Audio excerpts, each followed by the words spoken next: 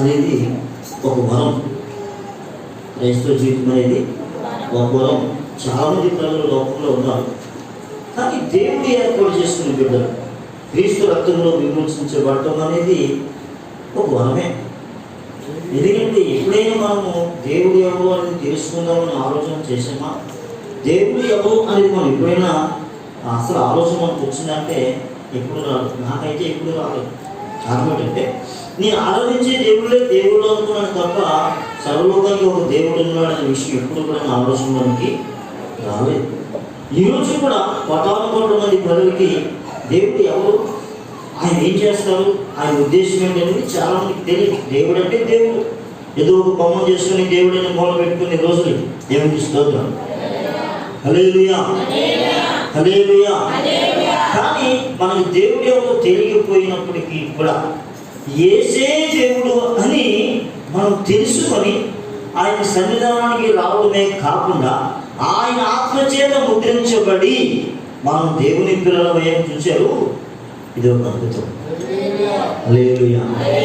గొప్ప గొప్ప వారు ఉన్నారు, మహాభక్తులు ఉన్నారు, తపస్సాలులు ఉన్నారు, కానీ వారికి దేవుడు ఎవరో అర్థం కాదు. దేవుడు ఎవరో, ఆ దేవుడు ఎవరో తెలియక ఆయన అంటాడు, అసతోమా సత్యమయ తమసోమా జ్యోతిర్గమయ మృత్యోర్మా అమృతంగమయ ఓం శాంతి శాంతి శాంతి అన్నాడు. అంటే దేవుడు మనకు అర్థం కాదు. ఓ దేవా, నేను అసత్యంలో ఉన్నాను, నన్ను సత్యంలోనికి నడిపించు. తమసోమా జ్యోతిర్గమయ, ఓ దేవా నేను చీకటిలో ఉన్నాను, నన్ను వెలుగులోనికి నడిపించు. మృత్యోర్మా అమృతంగమయ, నేను మరణంలో ఉన్నాను, నన్ను జీవములోనికి దాటించు. దేవుని స్తోత్రం. అంటే దేవుడు అనేవాడు సత్యమై ఉన్నాడు, దేవుడై ఉన్నవాడు వెలుగై ఉన్నాడు, దేవుడు అనేవాడు జీవమై ఉన్నాడు. కానీ ఆయన ఎవరో, ఆయన పేరేమో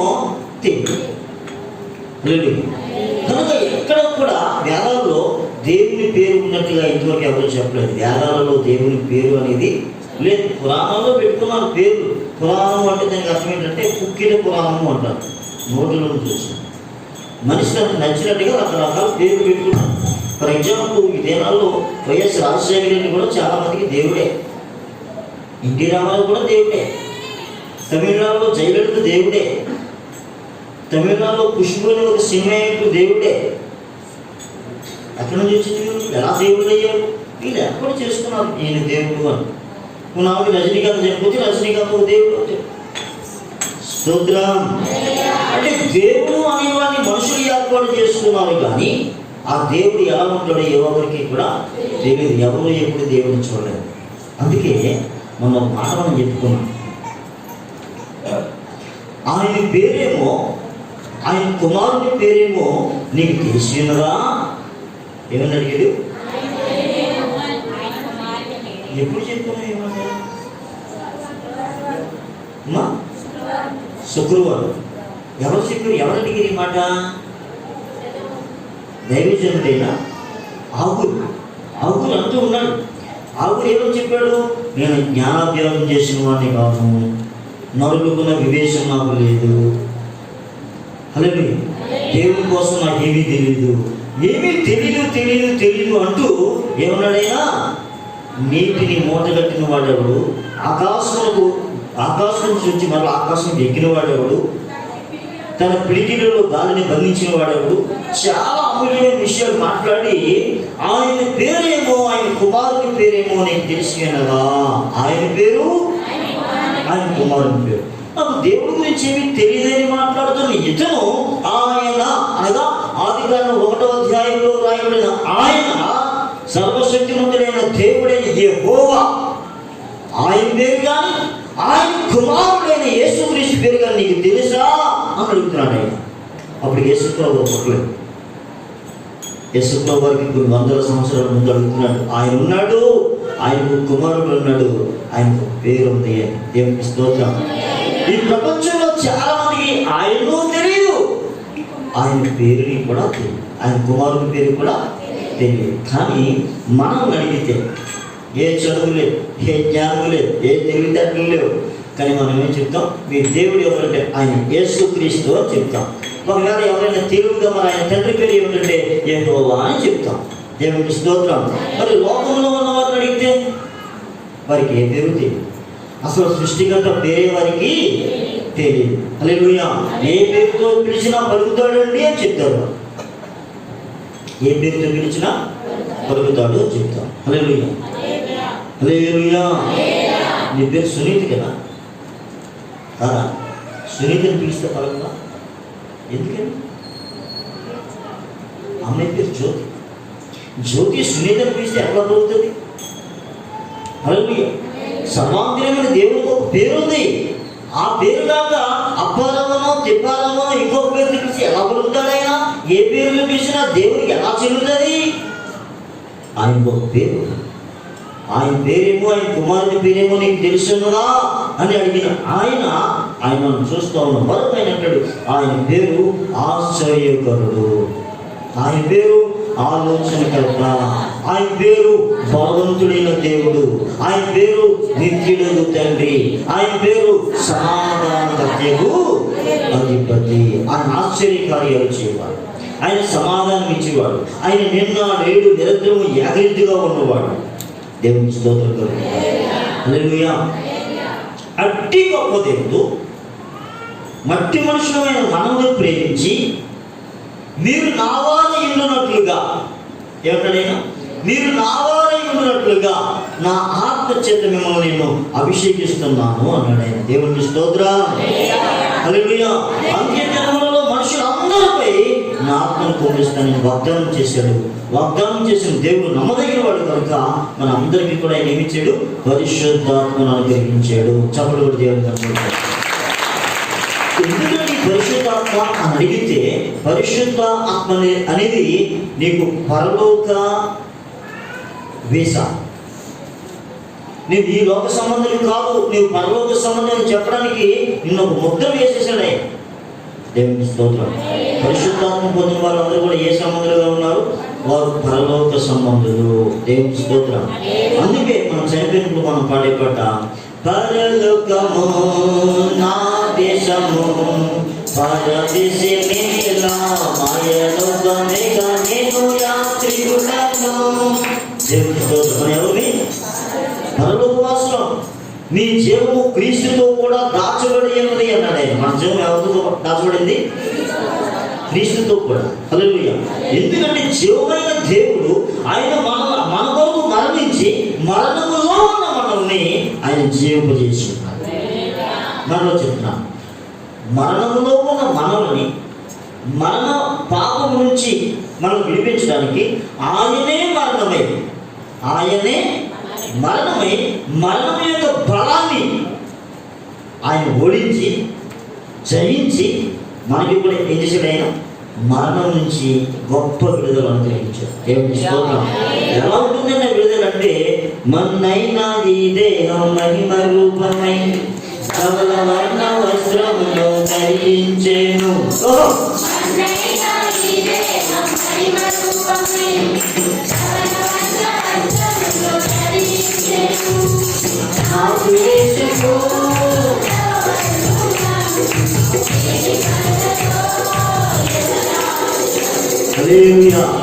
మనం ఎవరు పడ్డా మహిమను ధరించిన వారు. అన్నయ్య దేహం ఏం ధరించిపోతా ఉంది? ఎలా ధరిస్తుందండి మహిమ? ఈ మట్టి శరీరం మహిమ ధరించడం సాధ్యమా? మనవి శరీరం మహిమ ఎలా ధరిస్తూ ఉంది? మనిషి మట్టి అయిపోతాడు కదా. వాక్యం అలాగే చెప్తూ ఉంది కదా. అలాగే చెప్తా ఉంది. అదే వాటికి మరొక మాట కూడా చెప్పింది. ఓ మనుషుడా, నువ్వు విత్తిన గోధుమ గింజ అది భూమిలో పాతిన తర్వాత అది చనిపోయి దానిలోంచి జీవం వస్తూ ఉంది.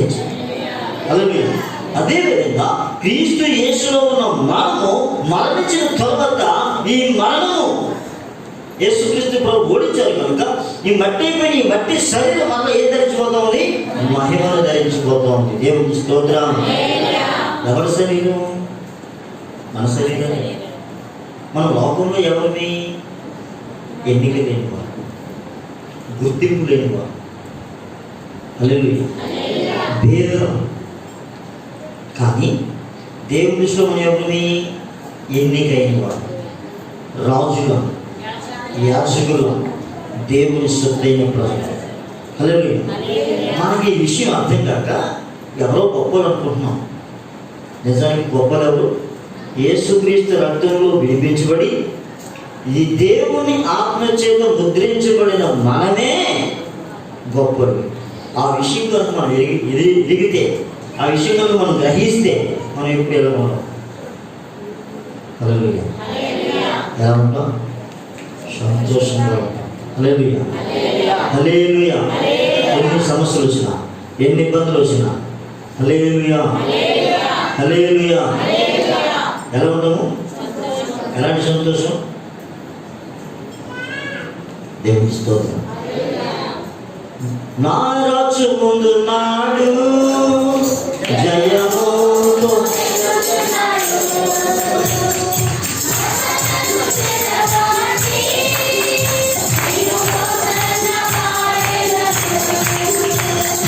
నా రాజు ముందు నాడు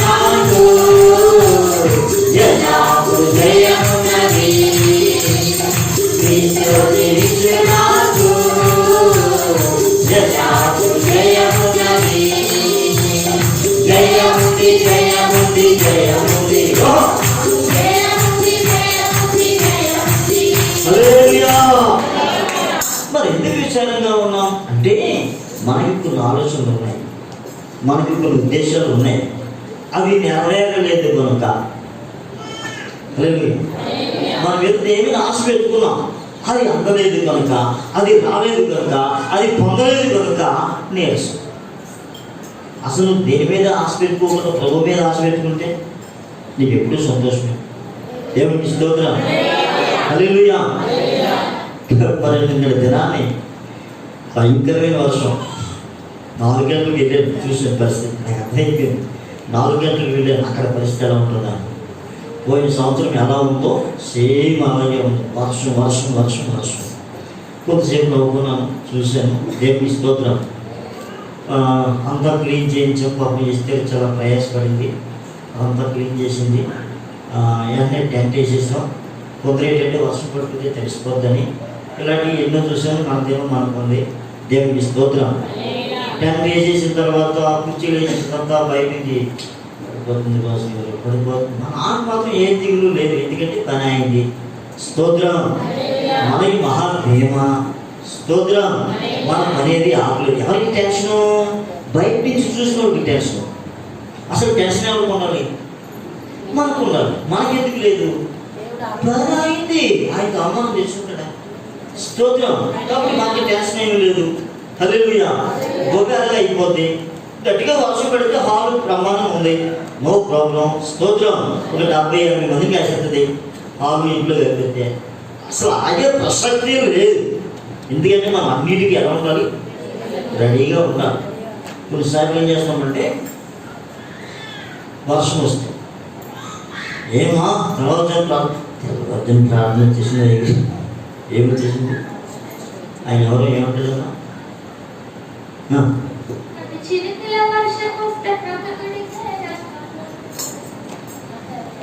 వద్దు వద్దు వద్దు వద్దు వద్దు వద్దు వద్దు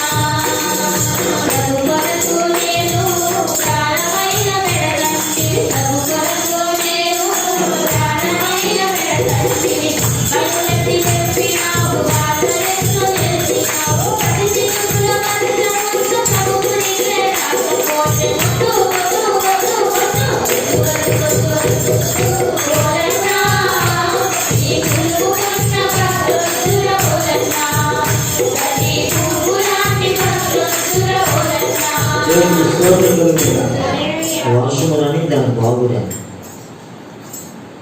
నువ్వు తడుచుకుంటావు, అప్పుడు దేవుడు దాన్ని ఒకసారి ఈ పచ్చగాములు మానేస్తారు ఎవరు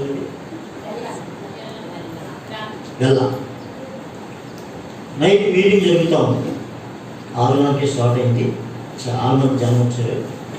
వర్షం స్టార్ట్ అయింది. విమానాలు గారు వాక్యం చెప్తా ఉంటారు. వర్షం స్టార్ట్ అయింది. ఎలాంటి వర్షం అంటే ఉండకపోతే వర్షం దూరం నుంచి దాటిపోయారు. సంఘమే ఉంది, ఒక 200 300 మంది. ఎవ్వరు కాదు, తడిసి ముద్దయిపోయారు. తడిసి ముద్దయిపోయాయి. బైబిల్ తడిసిపోయాయి. ముద్ద నీరు కాలుతూ ఉంది. కాలిపోయిన కుర్చీలు చూస్తే నీళ్ళు ఫుల్గా నీళ్ళు ఉన్నాయి. కానీ ఆ రాత్రి ఆ కార్యం చుట్టుపక్కల అద్భుతం చేస్తుంది. దేవుని స్తోత్రం. క్రైస్తవుడు అంటే ఇలా ఉండాలి అని నామకార్థంగా ఉన్న వారంలో తెలుసు. దేవుని స్తోత్రం. హల్లెలూయా. అలాగే వాళ్ళ ప్రార్థన జరుగుతుండగా వర్షం వచ్చిందండి కాబట్టి కదలలేదండి. మేము ప్రార్థన కొద్దాం అనుకుంటే వర్షం, అందుకే చెయ్యి అన్నాను నేను. దేవుని స్తోత్రం. హల్లెలూయా. హల్లెలూయా. గడిచినప్పుడు వర్షం వస్తే తెరబద్దు ప్రార్థన పడేస్తాను అనుకుంటారు. ఏమంటే వర్షం వచ్చి సిగ్గులేని వాళ్ళ అంతేటాడు అనిపిస్తుంది. స్తోత్రం. హల్లెలూయా. మన నిరీక్షణ గొప్పది అని పౌలు చెప్తారు. మనం ఎవరికంటే నిరీక్షణ కలిగిన ప్రజలు. మన ఈ దేహం మరలా తిరిగి లేస్తుంది నమ్మే ప్రజలు. మనం పరలోక సంబంధమైన ప్రజలు. మనం ఈ లోక సముద్రమే మనం పరలోక సంబంధంగా చేయడానికి దేవుడే తన అభిషేకాన్ని మనకి ఇచ్చాడు. హల్లెలూయా. యేసుక్రీస్తు ప్రభువు ఏ అభిషేకం పొందాడో, అపొస్తలులు ఏ అభిషేకం పొందారో అదే అభిషేకం మన మీద కూడా నిలిచింది. దేవునికి స్తోత్రం. హల్లెలూయా. చాలా మందికి నిరీక్షణ అంటే ఏంటో అర్థం కాదు. ఇప్పుడు మాట చూద్దాం. కొరింథీ పత్రిక, పౌలు కొరింథీయులకు రాసిన పత్రిక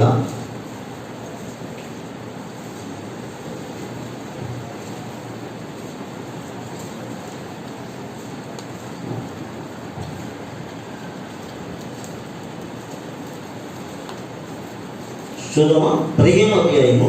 కొరింథీయులకు రాసిన మొదటి పత్రిక 15వ అధ్యాయము 51 చదువు. 50 చదువు. ఇక్కడ చదువుతున్నా. సహోదరులారా, నేను చెప్పినది ఏమనగా రక్త మాంసములు దేవుని రాజ్యాన్ని స్వతంత్రించుకోవు. క్షయిత అక్షయితను స్వతంత్రించుకోదు. ఇదిగో మీకు ఒక మర్మము తెలుపుచున్నాను. ఏం తెలుపుతున్నాడట? ఒక సీక్రెట్. ఈ లోకమైన ఒక సీక్రెట్ ఉంది క్రైస్తవులో. హల్లెలూయా. సహోదరులారా, నేను చెప్పినది ఏమనగా రక్త మాంసములు దేవుని రాజ్యమును స్వతంత్రించుకోవు. మనిషి ఈ శరీరంతో ఎవరు కూడా పరలోక హల్లెలూయా. పుట్టితో కైలాసం వెళ్ళిపోయారంటారు చాలా మంది. జరగని పని. రక్త మాంసములు దేవుని రాజ్యమును స్వతంత్రించుకోవు. మనకంటే ముందు వెళ్ళిన వాళ్ళు ఉన్నారు కొందరు. ఒకవేళ రక్త మాంసములు పరలోకానికి వెళ్ళిపోతాయి అనుకుంటే యేసు ప్రభువు వారు మరణించాల్సిన అవసరం లేదు. ఆయన దేవుడు, ఆయన వెళ్ళిపోవచ్చు. కానీ ఎందుకని ఆయన ఆ విధంగా చేశారు, ఎందుకు చనిపోయారంటే రక్త మాంసములు దేవుని రాజ్యాన్ని చేరవు. దేవుని స్తోత్రం. హల్లెలూయా. మనం ఎంతటి వారమైనా, ఎంత గొప్పవారమైనప్పటికీ కూడా మనకంటే ముందు చనిపోలేదు, వెళ్ళిపోయినా. చనిపోలేదు కానీ ఏం చేశారు? వెళ్ళిపోయారు. ఎవరు మారు? హానోకు. ఎవరండి? హానోకు. హానోకు గురించి బైబిల్ ఏం చెప్పింది? ఎంత సింపుల్గా చెప్పిందండి. హానోకు దేవునితో నడిచెను, దేవుడు అతనిని కోల్పోయాడు. హానోకు దేవునితో అంటే దేవుడు నడుస్తూ ఉన్నాడు, వెనక ఎవరు వస్తూ ఉన్నారు? హానోకు వస్తూ ఉన్నాడు. హానోకు దేవుడు ఇద్దరు కలిసి ఏం చేస్తూ ఉన్నారు? నడుచుకుంటూ వెళ్ళిపోయారు. నడుచుకుంటూ ఎంతవరకు వెళ్ళిపోయారంటే పరలోకం వరకు వెళ్ళిపోయారు. ఏమి స్తోత్రం. హల్లెలూయా. ఇంక పరలోకం వెళ్ళిపోయిన తర్వాత బహుశా ఆయన చెప్పుకుంటాడు ఏమని, ఇంక వెనక్కే వెళ్తావులే హానోకు అని. దేవుని స్తోత్రం. ఇంకెనక్కి ఏమంతా ఉండని చెప్పుకుంటాడు. దేవుని స్తోత్రం. లేక హానోకు ఏమంటాడు? ప్రభు ఎంతో వచ్చేసాను కదా, ఇంక నేను వెనక్కి వెళ్ళలేనయ్యా, నీ దగ్గరే ఉంటానని చెప్పుకుంటాడు. దేవుని స్తోత్రం. కానీ హానోకు ఎలా వెళ్ళిపోయాడు? దేవునితో నడిచెను. హానోకి భార్య లేదా? హానోకి పిల్లలు లేదా? ఆయనకు సంవత్సరాలండి, కానీ సన్యాసి. ఆయనకు సంసారే కానీ ఆయన ఎవరు? సన్యాసి. అదేంటిది? సన్యాసి అంటే అందరినీ విడిచిపెట్టేయాలి కదా. అది లోకంలో ఉన్న సన్యాసులు చేసేది. క్రైస్తవ సన్యాసి అనేవాళ్ళు వేరు, లోకంలో ఉన్న సన్యాసులు వేరు. మరో ఒక ఆయన నేను సన్యాసిని అని చెప్పి కాసేపు వేసుకొని తిరిగి అందరి దగ్గర కూడా నేను సన్యాసిని అని చెప్పి సన్యాసి కబుర్లు చెప్పాడు. మనం అడుగుతూ ఉన్నారు, మరి నువ్వు సన్యాసి కదా, సన్యాసి పార్టీ వేసుకున్నావు కదా, మరి ఇప్పుడు బీజేపీలోకి ఎందుకు వెళ్ళావు అని అడుగుతున్నా. నువ్వు సన్యాసిని చెప్పుకున్నావు కదా, నువ్వు పార్టీలోకి ఎందుకు వెళ్ళావు? సన్యాసికి పార్టీతో సంబంధమే ఉంది. సన్యాసికి పార్టీతో సంబంధం, దేవుడితో సంబంధం. దేవుని మాటలు ప్రజలకు చెప్పాలి, అది సన్యాసి. కానీ ఈ సన్యాసుడు ఏం చేశాడంటే సన్యాసి అని చెప్పి సన్యాసం చేశాడు. లోకంలో ఉన్న సన్యాసులు అలాంటి ఆయన పేరేంటండి తెలుసు నీకు? ఇక ఐడియా ఉందా? సన్యాసి కాకినాడలో ఉన్నాడు. హల్లెలూయా. హల్లెలూయా. రాసుని చెప్తాను. దేవునికి స్తోత్రం. కానీ క్రైస్తవ సన్యాసి ఎలా ఉంటాడు అంటే అందరూ ఉంటారు, అన్నీ ఉంటాయి. హానోకు అన్నీ ఉన్నాయి, అబ్రహాము అన్నీ ఉన్నాయి. అబ్రహాం ఒక రాజు. అబ్రహాముని అడిగారు, మరి అయ్యా మా పితరుడైన అబ్రహామా, నీకు ఎంత ఆస్తుంది, ఇంతమంది పనివారు ఉన్నారు, మరి ఇల్లు ఎందుకు కట్టుకోలేదు? ఏం కట్టుకోలేదు? ఇల్లు కట్టుకోలేదు. మనం ఇల్లు కట్టుకుంటున్నాం కానీ ఇల్లు కట్టుకోలేదు. ఎందుకు ఇల్లు కట్టుకోవట్లేదు? రోజుకి 319 మందికి భోజనం పెడుతున్నవాడా, ఇంత విస్తారమైన ఇది నీకు ఉంది కదయ్యా, ఇంత ధనం నీకు ఉంది కదా, ఇన్ని లక్షల మంది ప్రజలను వెంబడిస్తా ఉన్నారు కదా, నీకు ఎందుకు ఇల్లు లేదంటే దేవుడు దేనికి శిల్పి నిర్మాణకుడై ఉన్నాడో పునాదులు కలిగిన ఆ పట్టణం కొరకు నేను ఎదురు చూస్తూ ఉన్నాను. దేవునికి స్తోత్రం. ఆయన భార్యలు ఉన్నారు, పిల్లలు ఉన్నారు, అన్నీ ఉన్నప్పటికీ కూడా ఆయన నిరీక్షణ ఆధారం లేదు. దేవునికి స్తోత్రం. అన్నీ మనకు ఉండొచ్చు, ఏది మన సొంతం కాదు. హల్లెలూయా. ఏది నాది కాదు. హల్లెలూయా. ఆయన ఇచ్చాడు, ఆయనే తీసుకున్నాడు. ఎవరన్నారన్నమాట? యోబు చెప్తున్నాడు ఏమని? ఆయన ఇచ్చాను, ఆయనే తీసుకొని పోయాను. ఆయన నామానికి 10 మంది సంతానం చచ్చిపోయారయ్యా, స్తోత్రం. నీ ఆస్తంగా పోయిందయ్యా, స్తోత్రం. ఏంటి బాధ లేదా? దుఃఖం లేదా? ఆయన ఇచ్చాడు, ఆయనే తీసుకుని వెళ్ళిపోయాడు. ఆయనకే మహిమ. ఒక్క మాట కూడా దేవుని అనలేదండి. దేవునికి స్తోత్రం. ఏం కోల్పోయాడో దానికి రెట్టింపు దేవుడు అనుగ్రహించాడు. ఎందుకంటే విచారం చెందలేదు. కారణం ఏంటంటే ఈ లోకంలో నాకేమీ లేదు. స్తోత్రం. ఈ లోకంలో నాకేమైనా ఉంది అంటే అది నువ్వే ప్రభువా, నాతో నీవు, నీతో నేను. స్తోత్రం. అది నీవు నాకు దూరం అయిపోయింది, నేను తప్ప ఈ లోక సంబంధమైన ఏమీ నాకు దూరం అయిపోయినా నేను ఏం చెప్పని, ఎందుకంటే నా సొంత నిమిత్తం. దేవుని స్తోత్రం. హల్లెలూయా. నా సొంత ఎవరు ఉన్నారు? ప్రభువే ఉన్నారు. దేవుని స్తోత్రం. లోకంలో ఉన్న సన్యాసులు వేరు, క్రీస్తులో ఉన్న సన్యాసులు వేరు. లోకంలో ఉన్న వారు సన్యాసులుగా పిలువబడుతున్నారు కానీ వారు సన్యాసులు. క్రీస్తులో ఉన్న వారు సంసారాలు కలిగి ఉన్నప్పటికీ కూడా వారు సన్యాసులు. మన కళ్ళ ముందు ఎవరు నిర్మించాం? హానోకు భార్యని పిల్లల్ని కలిగి ఉన్నాడు, కానీ ఆయన ఎంత సన్యాసం కలిగి ఉన్నాడంటే దేవుని కంటే మరి ఎక్కువగా దేన్ని కూడా ఆయన ప్రేమించలేదు. ఆయన దేవునితో కూడా నడిచి ఆయన వెళ్ళిపోయాడు. అయితే రక్త మాంసము దేవుని రాజ్యంలో స్వతంత్రించుకోవాలని చెప్పారు కదా, మరి ఎలా వెళ్ళాడండి ఆయన? ఆయన గెస్ట్గా వెళ్ళాడు. ఆయన మరలా వస్తాడు. ఎందుకు వస్తాడు? చనిపోవడానికి వస్తాడు. ఎందుకు వస్తాడు? చనిపోవడానికి వస్తాడు. అలాగే ఏలియా, ఆయన కూడా ఎక్కడికి వెళ్ళాడు? పర్వతానికి వెళ్ళాడు. ఎలా వెళ్ళాడు? సుడిగాలి చెప్తారు, అగ్ని రథములు వచ్చి తీసుకుని వెళ్ళాడు. ఎవరు తీసుకుని వెళ్ళారు? అగ్ని కాలిపోతుంది కదండి, అది కాలి అగ్ని కాదు, ఆత్మను మండించే అగ్ని, పరిశుద్ధ అగ్ని. హల్లెలూయా. మరొక అగ్ని ఉంది, దైవాగ్ని కాకుండా మరొక అగ్ని ఉంది. ఆ అగ్ని అహరోను కుమారుడిని కాల్చివేసింది. హల్లెలూయా.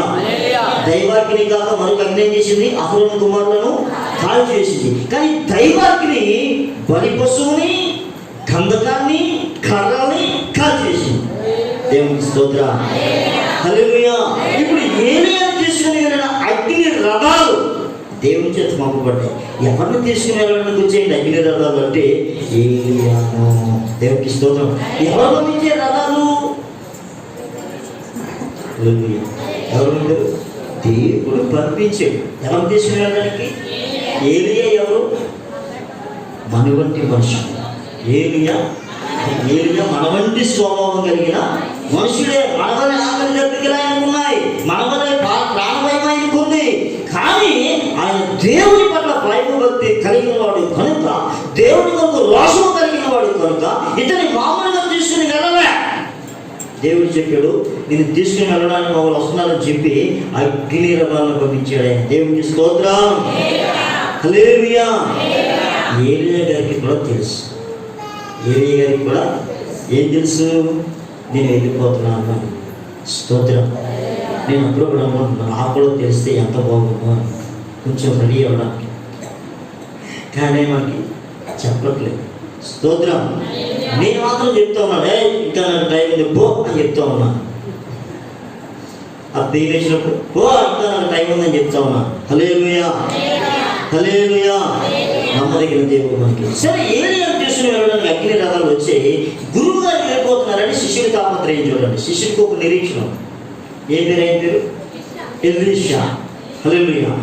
ఎలీషా ఏది పరిస్థితి ఎలా ఉందని చూసినట్లయితే ఎవరు పిలిచారు? ఎలీషా వెళ్ళించినాడు. మీ గురువు గారు పర్వతానికి వెళ్ళిపోతున్నారు, మీకు తెలుసా? ఏమంటున్నారు? ఇప్పుడు మనం అడిగే పాస్ట్ గారు ఇజ్రాయెల్ వెళ్తున్నారంటే నీకేం తెలుసా అని అడిగే బ్యాచ్ ఉంటుంది. కానీ ఇక్కడ అడిగేది ఏంటంటే, మీ గురువు గారు పర్వతానికి వెళ్ళిపోతున్నారు, నీకు నాకు తెలుసు, మీరు గౌరవం ఏంటంటే ఇది ఎక్కడ కూడా గురువు గారు పరలోకానికి వెళ్ళిపోవడం ఏంటి? ఆలయంలో శిష్యులు తెలియని పెట్టి వీళ్ళు సామాన్యమైన శిష్యులు, వారు సన్యాసము కలిగిన శిష్యులు, అన్ని ఉన్నా కూడా ఏమి లేని వారుగా జీవించే శిష్యులు. వారి కేవలం దైవ దర్శనం మాత్రమే కలిగి ఉన్నారు, పరలోక దర్శనం మాత్రమే వారు కలిగి ఉన్నారు. కనుక ఎవరు పరలోకానికి వెళ్తా ఉన్నారు, ఎవరు వస్తూ ఉన్నారో వారికి తెలుసు. దేవునికి స్తోత్రం. ఈయన కూడా ఏమంటున్నాడు? నాకు తెలుసు. గురువు గారు ఎక్కడికి వెళ్తున్నాడు శిష్యుడికి తెలియడం అంటే ఇదేమైనా సామాన్యం అండి? హల్లెలూయా. ఏ విషయం తెలియదు. గురువు ఎక్కడికి వెళ్తున్నాడు, గురువు ఆలోచన ఏ విధంగా ఉందో ఆ ఉన్నతమైన ఆలోచన అందుకునే వారిగా శిష్యులు ఉంటారు. అది శిష్యత్వం అంటే వచ్చిపోయేవారు కాదు. దేవునికి స్తోత్రం. చాలా మంది శిష్యులు ఎట్లా ఉంటారని చూసినట్లయితే, ఒక శిష్యుడు ఉదయాన్నే కళ్ళు నిలుపుకుంటూ వచ్చి ఇలా చూసాడు. ఏమైందిరా? చుట్టూ ఏమున్నాయట? చుట్టూ శత్రువులు ఉన్నారు, సైనికులు ఉన్నారు. ఈ బంధాలు పట్టుకొని, కత్తులు పట్టుకొని ఎన్నో గురువు అన్నాడు, గురువా మనం ఎటు అడుగుతా ఉంటాడు. గురువు చెప్పాడు, ప్రభా మీరు కళ్ళు తెరువు ఆయన, కళ్ళు తెరవని చెప్పి ప్రార్థన చేయగానే ఇప్పుడు చూడన్నాడు. ఇప్పుడు చూస్తే శత్రువులు, వేల మంది శత్రువులు వెనకాల అగ్ని రథాలతో ఉన్నారు. సైన్యం, దేవుని సైన్యం. స్తోత్రం. ఏమంటే ఒక దైవజనుడు ఉన్న సెక్యూరిటీ ఎలాంటి సెక్యూరిటీ అనేది? ఒక దేవుని పెట్టుకున్న సెక్యూరిటీ ఎలాంటిదండి? పరలోకంలో నుంచి దేవదూతలు అగ్ని రథాలతో వచ్చి అక్కడ వెయిటింగ్ చేస్తాం. వీడు ఎలా చూస్తూ ఉన్నాడు? కళ్ళ ముందున్న శత్రువునే చూస్తూ ఉన్నాడు, కానీ దేవుని కాపుదల వాడు చూడటం లేదు. ఈరోజు మన జీవితంలో జరిగే అన్యాయాన్ని మనం చూసుకుంటూ ఉన్నాం. వాళ్ళు అలా చేశారు, వీళ్ళు అలా చేశారు, కానీ మన పట్ల ఉన్న దేవుని కాపుదల మనకు తెలియట్లేదు. దేవుని కాపుదల, దేవుని పట్ల మన నిరీక్షణ మనం ఎరిగినట్లయితే ఈ లోకంలో ఉన్న దేనిని మనం పట్టించుకోం. మన గురంతా ఎక్కడ ఉంది? ఆయన వైపు. హల్లెలూయా, హల్లెలూయా. మన చూపు, మన గురి ఎవరి మీద ఉండాలి? ప్రభు. స్తోత్రం. ఆయన లేకపోతే మనం ఏమి కూడా చేయలేము. కానీ కొన్నిసార్లు మన జీవితం ఎలా ఉంటుందంటే, పరలోక సంబంధంగా మనకు తెలుసు, కానీ లోక సంబంధంగా ఆలోచన చేస్తాం. దేవుని స్తోత్రం. హల్లెలూయా. ఇది ఎగ్జాంపుల్ ఒక మాట నుంచి ముగిస్తాను. అన్నీ కలిగి ఉన్న సన్యాసులకు, లోకంలో ఉన్న సన్యాసులకు ఏముంది తేడా? మీకు చెప్పాను. క్రైస్తవ సన్యాసులు ఎవరు? వీరు ప్రత్యేకించబడిన వారు. అబ్రహాం ఎవరు? ప్రత్యేకించబడిన వారు. మరి మనమేమని? హల్లెలూయా, హల్లెలూయా. లోకానికి మన తాలూకా జీవితము వేలకాలంగా ఉంటుంది. బైబిల్లో ఒక మాట రాయబడింది. మత్తయి వార్త 10వ అధ్యాయం 32వ మాటలో ఒకసారి మనం చూస్తే,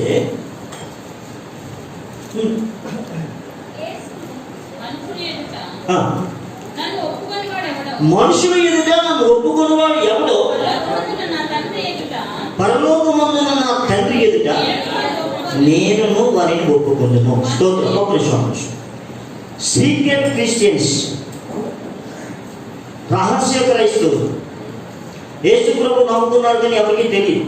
వాళ్ళకే తెలుసు. ఏమంటే దేవుడు హృదయాలు చూస్తున్నాడు కదా, అందుకని మేము ప్రభువు నమ్ముకున్నామండి, ప్రభు మమ్మల్ని గుర్తిస్తే చాలు, ఆయన పట్టించుకో.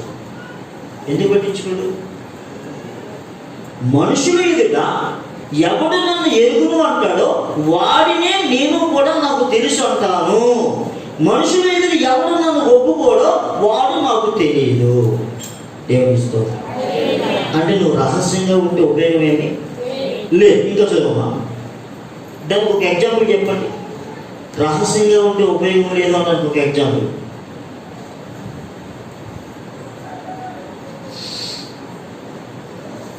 రహస్యంగా ఉంటే ఉపయోగం లేదని చెప్పండి ఒక ఎగ్జాంపుల్. 12 సంవత్సరాల రక్తస్రావం కలిగిన స్త్రీ స్వస్థత పొంది వెళ్ళిపోతా ఉంది, సీక్రెట్గా, రహస్యం. కానీ ప్రభు అంటున్నాడు, ఎవరో నన్ను ముట్టారు, ఆమె బయటకు వచ్చి కూడా ఆయన ఊరుకోలేదు. దేవునికి స్తోత్రం కలుగుతుంది. బహిరంగంగా ఒప్పుకోవాలి, ఆయన్ని యేసు నా దేవుడు అని చెప్పాలి. స్తోత్రం. అలా చెబితే కలిగే నష్టాలు కొన్ని ఉన్నాయి. చదవండి వరుసగా.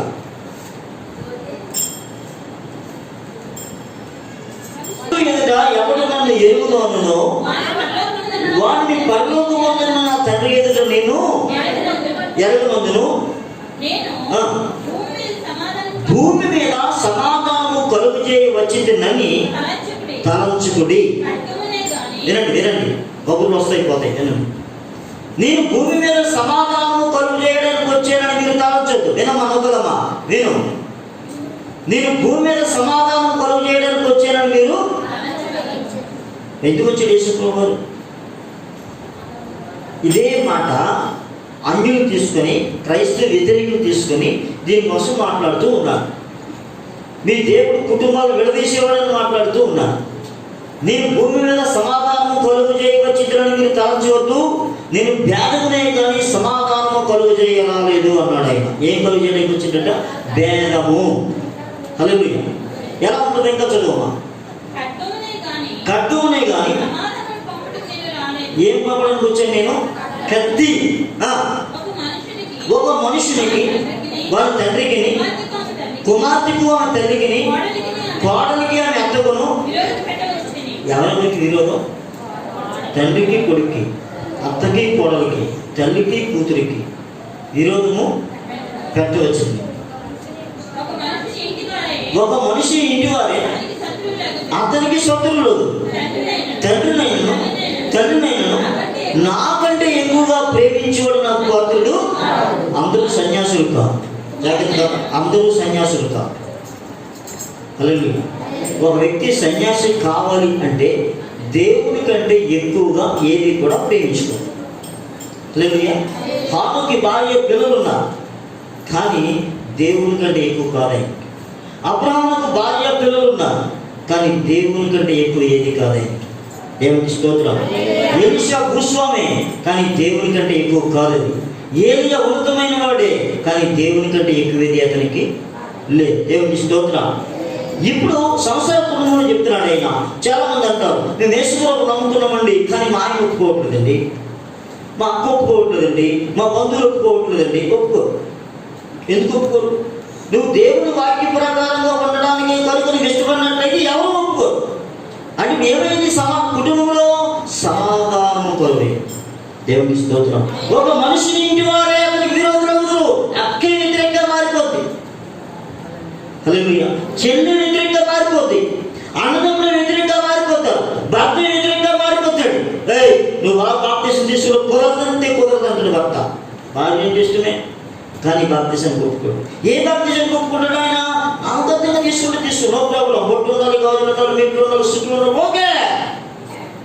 అంతతో తిను, అంతతో తాడు, దానికి ఓకే. కానీ దేవుడు నమ్ముకున్నాను, అది ముట్టుకోను, ఇది ముట్టుకోను, అక్కడికి వెళ్ళను, ఇక్కడికి వెళ్ళండి మాత్రం కుదరదు. లేదు, నేను ఎలాగే ఉంటానండి, దేవుడు ఎలాగే ఉండమని చెప్పాడు. కుదరదు. వెంటనే అత్తగారు బయట, ఏమే నీకు ముగ్గురు కంటే ఎక్కువ అయిపోయింది దేవుడు లేదా? ఆయన మాట నేను గుడికి వెళ్ళొద్దని అంటలేదు కదా, వెళ్తే వెళ్ళు, కానీ అది చెప్పినట్టు.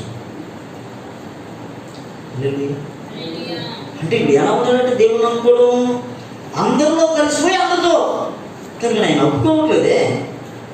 అబ్రహాంతో చెప్పాడు, మన పితరుడైన అబ్రహాంతో, అబ్రహామా నీ దేశం నుంచి, నీ తండ్రి ఇంటి నుంచి, నీ బంధువుల నుంచి బయటికి రా. మనతో చెప్తున్నాడు, మీరు మూర్ఖులై ఈ తరానికి వేరే రక్షణ పొందండి. మనతో చెప్తున్నాడు, తండ్రినైనను నాకంటే ఎక్కువగా ప్రేమించేవాడు నాకు పాత్రుడు కాడు. హల్లెలూయా.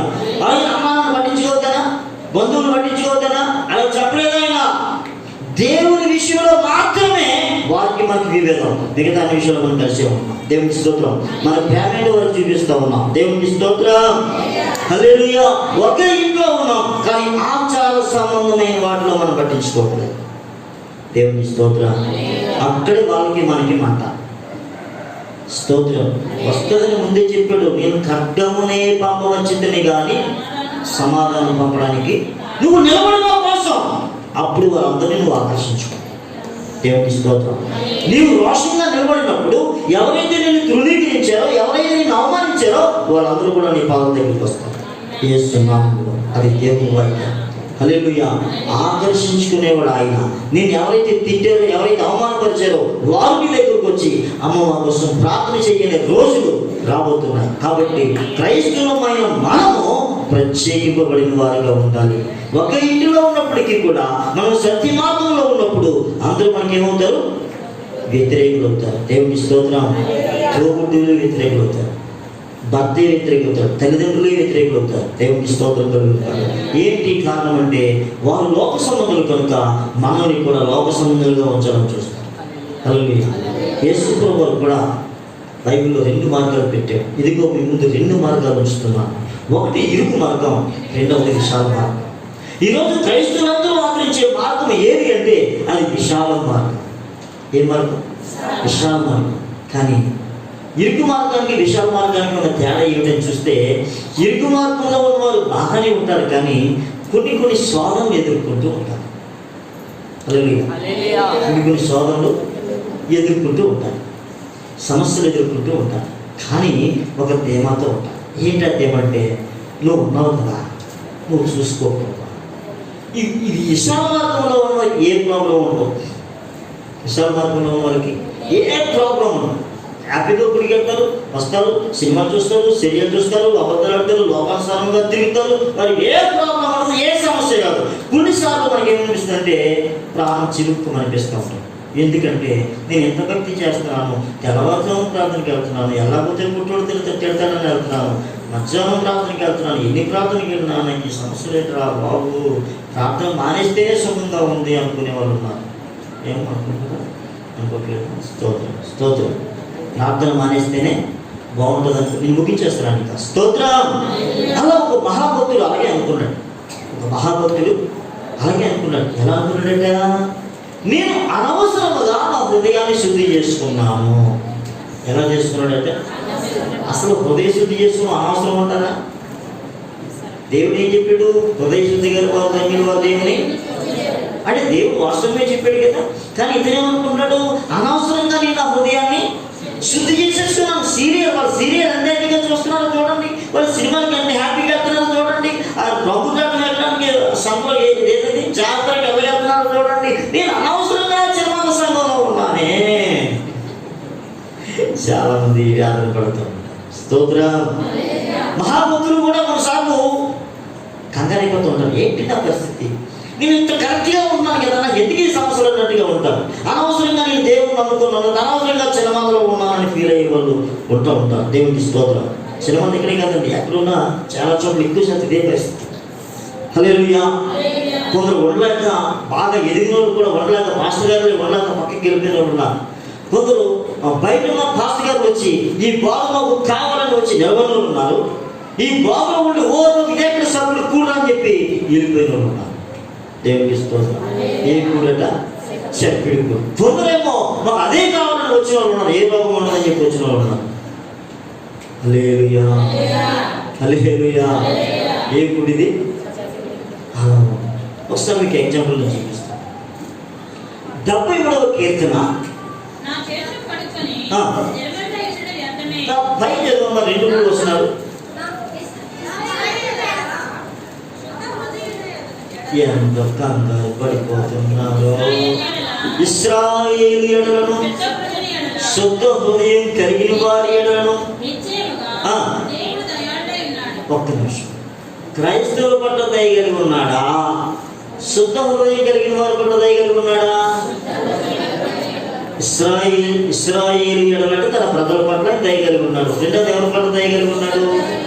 మంచి హృదయం కలిగిన వారు. వారు దేవుడు నమ్ముకున్నారు అనేది ఎన్ని పక్కనట్టే. వారికి ఏ హృదయం ఉంది? అమ్మా ప్రార్థన అయిన తర్వాతే వస్తాం, ప్రార్థన అయిన తర్వాతే వస్తాం. అందుకే హల్లెలూయా. ఇశ్రాయేలీయులను, శుద్ధ హృదయం కలిగిన వారి ఎడల దేవుడు ఏమైనాడు? నిశ్చయముగా ఆయన దయ కలిగి ఉన్నాడంతే. హల్లెలూయా.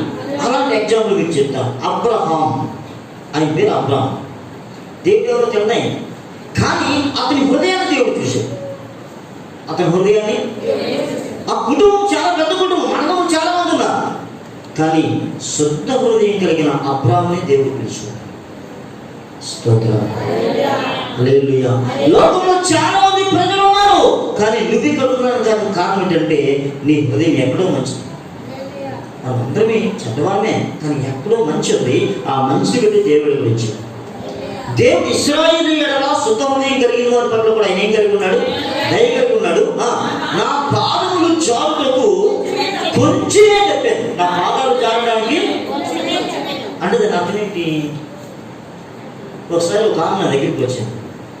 పాస్టర్ గారు, నేను ఎందుకో అక్కడికి వెళ్ళాలనిపించలేదు.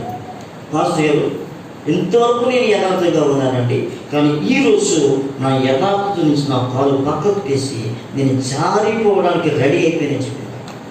ఒక మీద చెప్పింది, నేను ఎంతో కరెక్ట్గా ఉన్నాను నా భర్త పట్ల, కానీ నా భర్త నా పక్కనే ఉన్నాడు, కానీ నువ్వు ఒకే మంచు మీద పడుతున్నాను, కానీ ఆడు ఇంకొక దాంతో మాట్లాడుతూ ఉన్నాడు, కొన్ని సంవత్సరాలుగా నన్ను బాధపడుతూ ఉన్నాడు, కనుక ఈరోజు నేను తప్పిపోవాలని నిర్ణయించుకున్నానని చెప్పి ఆమె వచ్చింది.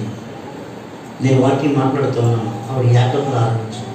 అయిపోయిందని చెప్పింది, అయ్యా ఈరోజు నా జీవితం నాశనం అయిపోయే దినం, నేను తప్పిపోవడానికే తెగించి ఇంట్లోంచి బయటకు వచ్చాను, కానీ దేవుడు నాతో మాట్లాడేది. మీరు ఇక్కడికి వస్తారని నేను అనుకోలేదు, కానీ దేవుడు నాతో మాట్లాడేది. నేను సరి చేసుకున్నాను అయ్యా అని చెప్పి ఏడ్చి ఆమె తిరిగి వెళ్ళింది.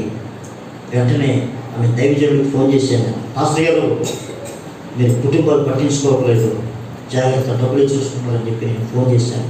ఆ పాస్టర్ గారు అన్నీ బాధ్యత తీసుకున్నాడు, వాళ్ళని ఆదరించడం ప్రారంభించాడు. ఆ కుటుంబంలో ఇంచుమించు 20 లక్షల రూపాయల అప్పు ఒక 2 సంవత్సరాల ఫోన్ చేసిన తర్వాత, బ్రదర్ ఎలా ఉంది పరిస్థితి అంటే 6 లక్షలు మాత్రమే అప్పు ఉందన్నాడు ఆయన. దీనికి అతను కరెక్ట్గా ఉన్నాడు, ఆయన భార్య కరెక్ట్గా ఉంది. అతను దేవుని మందిరంలో ఒక సాధనంగా వాడబడతా ఉన్నాడు. దేవుని స్తోత్రం. హల్లెలూయా, హల్లెలూయా. ఒక సాధనముగా ఎక్కడికి సువార్తకి ఉన్నాయి ముందుంటా ఉన్నాడు. ఎలా జరిగిందండి ఈ కార్యం అంటే, హల్లెలూయా, అద్భుతాలు చేసేది. ఆమె చెడిపోవాలనుకుంది, కానీ నా పాదములు జారులకు కొంచెమే తప్పెను, నా అడుగులు చాలా సిద్ధమయ్యాను. చాలా సరళం అనుకుంటాం, ఎందుకు వచ్చిన దేవుడు, ఎందుకు వచ్చిన వ్యక్తి, ఆడే బాగున్నారు, నేనే బాగున్నాను అనుకుని లోపల వెళ్ళిపోదాం అనుకుంటాం.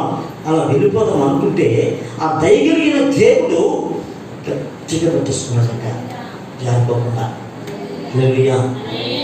ఆయన నా కుడి చేయి పట్టుకున్నట్టు ఆయన ఆలోచన కలుగుచేశాడు దేవుడు. ఒరే బాబు, ఇంతకాలం నీతిగా ఉన్నావు కదా, ఇప్పుడు ఎందుకు తప్పిపోవాలనుకున్నావు? ఏంటి అసలు ఉద్దేశం అంటే, వాళ్ళు క్షేమంగా ఉన్నారు. వాళ్ళు ఎలా ఉన్నారు? ఇంత నీతి మంత్రులు కూడా బాధ అనిపించింది, వాళ్ళు క్షేమంగా ఉన్నారు. నా పిల్లలకి భోజనం లేదు, నాకు సరైన భోజనం లేదు, నీ సన్నిధిలో నేను ఉన్నాను, నా పరిస్థితి మాత్రం బాగలేదు. ఎలా ఉన్నాడు? చదువు పరిస్థితి. భక్తిహీనుల క్షేమం నా కంటపడినప్పుడు గర్వించు వారిని బట్టి నేను మత్సరపడి తిని. ఏం లేదు వారికి, నామగ్రంథ క్రైస్తవులకి ఏం లేదు. వారు చేస్తే ఎక్కడికి వెళ్తామని ఆలోచన వారికి, మరణమందు వారికి యాతనలు లేవు, వారు పుష్టిగా ఉన్నారు. ఇతరులకు కొరకు ఇబ్బందులు వారికి కలగవు, ఇతరులకు పుట్టినట్లుగా వారికి తెగులు పుట్టదు. కావున గర్వము కంఠహారము వలె వారు చుట్టుకొని ఉన్నది, వస్త్రం వలె వారు అర్థాలు ధరించుకుందరు. కొవ్వు చేత వారు కన్నులు మేకలైనవి, వారి హృదయంలో ఉన్న ఆలోచనలు బయటికి కనబడుతున్నాయి. వారు ఎగతాళి చేస్తూ బలత్కారం చేత జరుగు కీడు గురించి వారు మాట్లాడుతూ, గర్వంగా మాట్లాడుతూ, ఆకాశము తట్టు వారు ముఖమీదుదు. వారి నాలుగు ఆయుళ్ళు తగలేస్తూ ఉంటుంది. వారు జలపాలను సమృద్ధిగా చేస్తారు, వారి జనము వారి పక్షంగా చేస్తారు. ఎవరి జనము? అవిశ్వాసికి అవిశ్వాసి ప్రేమ, అవిశ్వాసికి విశ్వాసికి కొట్టు. అందుకని వారు సొత్తు, వారి ప్రజలు వారి పక్షంగా. హల్లెలూయా. ఇప్పుడు ఫర్ ఎగ్జాంపుల్ మనం ఉన్నాం, మనతో రోజు బాగా కొట్టి బ్యాచ్ వచ్చింది. నువ్వు ఒక మాట చెప్పు, సిస్టర్ ప్రార్థన చేసుకున్నారని, ఒక గంట ప్రార్థన చేద్దామన్నాను, వీళ్ళందరూ ఎగిరిపోతారు. ఎక్కడికి వెళ్ళిపోతారు వీళ్ళు? సొలుగోబులు బ్యాచ్ ఉండదు, అక్కడ పోతారు. నీ దగ్గర ఉండరాలు, నువ్వు కూడా సొలుగోబులు పడిపోతావా? హ్యాపీగా నీతో ఉంటావు, లేదా పని ఉంటుంది. వారి జన్మ వారి పక్షంగా. నువ్వెవరి జన్మ? పరిశుద్ధ జన్మ? దేవుడు శుద్ధ అయిన వాడుగా, శుద్ధ అయిన దానివా, లేదా లోకానికి శుద్ధ? వారి జన్మ వారి పక్షంగా చేయడం. హల్లెలూయా. వారు అనుకుంటా ఉన్నారు ఇక్కడ, ఎవరి అనవసరంగా నా హృదయాన్ని నేను ఎందుకు అనుకుంటాడు కదా, వారు క్షేమంగా ఉన్నారు. వారు చేస్తే ఎక్కడికి వెళ్తారన్న ఆలోచన వారికి లేదు. వారికి దేవుని భయం లేదు. అందరికీ వెళ్తారు, వస్తారు, లోకమే. అయితే ఆలోచన చేసిన తర్వాత, అవును ప్రభా, ఒక్కసారి నా పరిస్థితి నాకు తెలియజే ప్రభు అని ఆయన ప్రార్థనకు వెళ్ళాడట. దేవుడి సన్నిధిలో మోహరించి ప్రార్థన చేస్తూ ఉంటే దేవుడు ఒక విషయాన్ని చూపించాడు. ఏంటో విషయం అంటే, వారు నిశ్చయముగా కాలు జారు చోటనే ఉన్నారు. ఎక్కడున్నారు? వారు నశించిన వారిని పడవేయించున్నావు. ఒక్క క్షణంలోనే వారు నాశనం అయిపోదు. ఎన్ని క్షణాలు? ఒక యాక్సిడెంట్, ఫ్యామిలీ ఎగిరిపోయిందండి.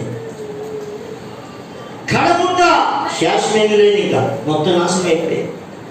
ప్రభా, నీవు మేలుకొని వారు బ్రతుకును ధృవీకరిస్తున్నావయ్యా. నువ్వు ఎలాంటి కార్యం చేస్తావని నేను ఎరుగక, వాళ్ళు ఏదో బాగున్నారని నేను వాళ్ళలో అయిపోదాం అనుకున్నాను తప్ప వారి జీవితం ఎంత భయంకరం అయిపోతుందో నాకు తెలియదయ్యా.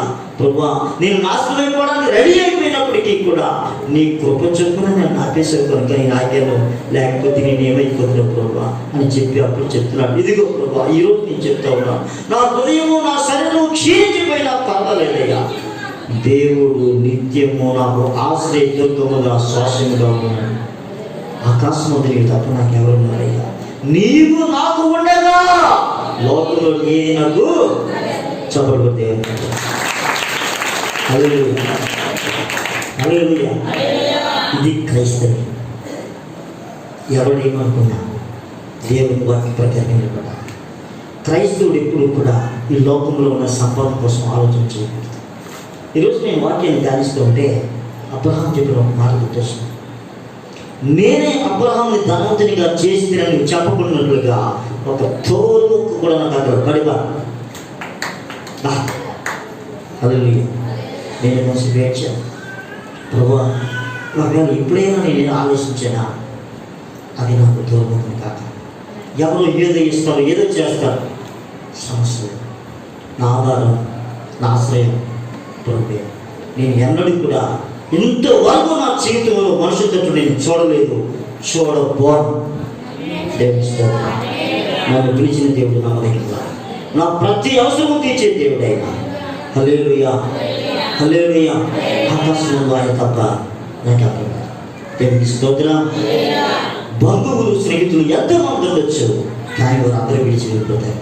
దేవునికి స్తోత్రం. కానీ అక్షయుడైన దేవుడు, ఏ దేవుడు?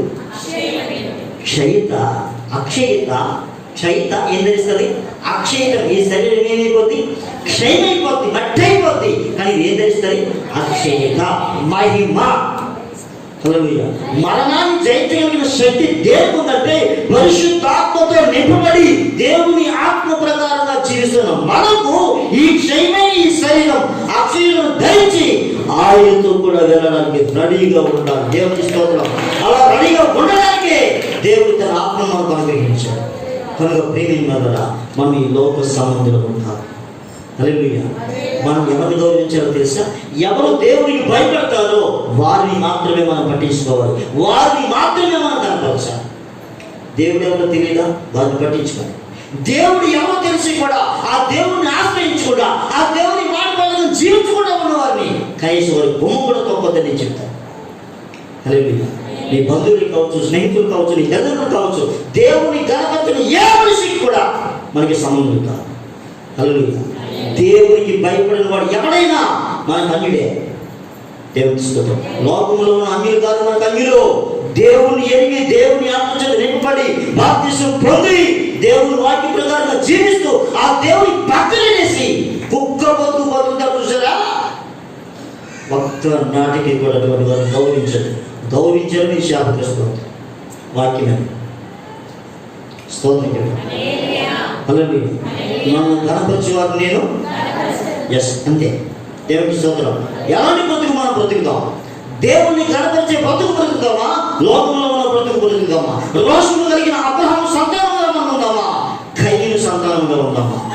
ఏ మార్గంలో ఉందాం? నేనే మార్గం అని చెప్పిన యేసు ప్రభు మార్గంలో ఉందామా? బిలాము బోధలో మనం ఉందామా? బిలాము బోధలు ఉన్నాయి ఈరోజు లోకంలో. అక్కడ నీకు సంతోషం ఉంటుంది, ఆనందం ఉంటుంది, లోకంలో అన్నీ ఉంటాయి. ఇక్కడ ఆయన ఖచ్చితంగా స్తోత్రం. రోషము కలిగిన దేవుని బిడ్డలుగా బ్రతకండి. దేవుడి మాటను దీవించుగాక.